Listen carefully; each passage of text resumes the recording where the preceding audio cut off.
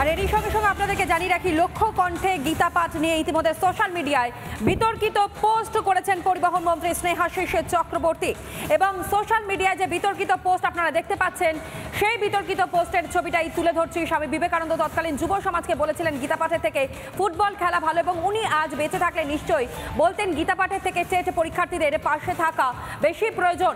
যে বিতর্কিত পোস্ট করতে দেখা গিয়েছে সোশ্যাল মিডিয়াতে পরিবহন মন্ত্রী স্নেহাশিস চক্রবর্তীকে, তা আপনাদের সামনে তুলে ধরছি। অর্থাৎ তিনি লিখেছেন, স্বামী বিবেকানন্দ তৎকালীন যুব সমাজকে বলেছিলেন গীতা পাঠের থেকে ফুটবল খেলা ভালো, এবং উনি বেঁচে থাকলে নিশ্চয়ই বলতেন গীতা পাঠের থেকে টেট পরীক্ষার্থীদের পাশে থাকা ভালো। রাজ্য সরকার সেটাই করছে বলে সোশ্যাল মিডিয়াতে বিতর্কিত পোস্ট করেছেন রাজ্যের পরিবহন মন্ত্রী স্নেহাশিস চক্রবর্তী।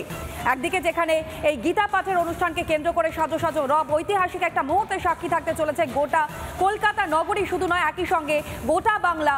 এবং ঠিক তার পাশাপাশি ফের বিতর্কিত যে মন্তব্য সামনে আসলো তৃণমূল কংগ্রেসের পক্ষ থেকে, বিতর্কিত পোস্ট করলেন সোশ্যাল মিডিয়াতে পরিবহন মন্ত্রী স্নেহাশিস চক্রবর্তী, যেখানে তিনি লিখছেন যেহেতু আজ টেটের পরীক্ষাও রয়েছে, সেই কারণে সেই বিষয়টাও তিনি উল্লেখ করেছেন যে স্বামী বিবেকানন্দ তৎকালীন যুব সমাজকে বলেছিলেন এবং গীতা পাঠের থেকে ফুটবল খেলা ভালো, এবং তিনি আরও বলেন উনি বেঁচে থাকলে নিশ্চয়ই বলতেন গীতা পাঠের থেকে টেট পরীক্ষার্থীদের পাশে থাকা ভালো।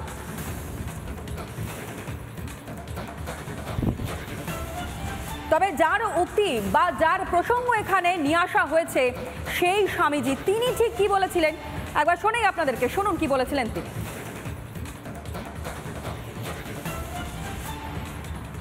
তার বক্তব্য শোনাবো, কিন্তু তার আগে আপনাদেরকে একটু জানাই যে স্বামীজি আসলে যেটা বলেছিলেন, অর্থাৎ এখানে কোনো রকমের বিকৃত করা হয়েছে কিনা তাও আপনাদের সামনে স্পষ্ট করছে রিপাবলিক বাংলা, যেখানে স্বামীজি আসলে বলেছিলেন যে বলহীনের দ্বারা আত্মজ্ঞান লাভ হয় না, আত্মজ্ঞান যা লাভ করলে মানুষ সংসারের দুঃখ কষ্ট, অর্থাৎ যে বিষয়টা স্বামীজি উল্লেখ করেছিলেন সেটাই আপনাদের সামনে আমরা তুলে ধরছি, যা লাভ করলে মানুষ সংসারের দুঃখ সুখের চক্র থেকে মুক্ত হয়ে স্থায়ী আনন্দ ও শান্তি প্রাপ্ত হয়।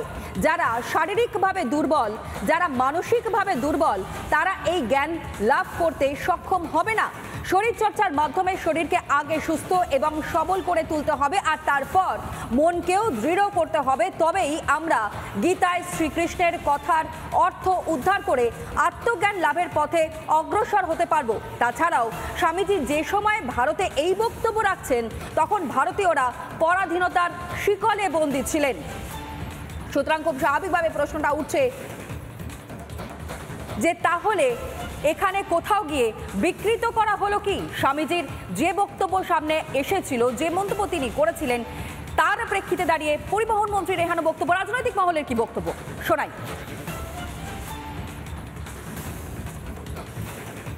ভয়ঙ্করী বলে একটি কথা আছে, কে করেছে? পরিবহন মন্ত্রী। এই জন্য এই অবস্থা। ওনাকে তার আগে পিছের লাইনগুলো পড়তে বলবেন।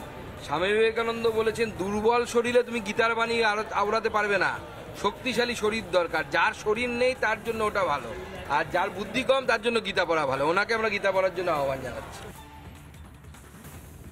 স্নেহাশিস বাবুকে কি বলবো, ঘটনা হচ্ছে উনি শিক্ষিত মানুষ, অবশ্যই শিক্ষিত মানুষ, কিন্তু ওই হয় আর কি যে পুরো পড়াশুনো না করলে যা হয় আর কি।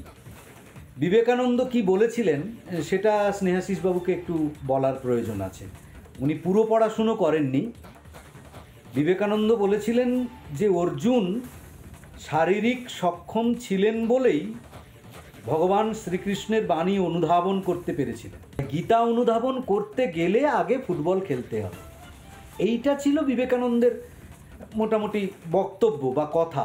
যারা পড়েছেন পুরো লাইনগুলো তারা বুঝতে পেরেছেন। স্নেহাশিস বাবুরা পড়াশুনো করেননি, সেটা ওনাদের মতো শিক্ষিত লোক কেন এই ধরনের মন্তব্য করবেন সেটা নিয়ে আমি সত্যি ভীষণভাবে দুঃখিত।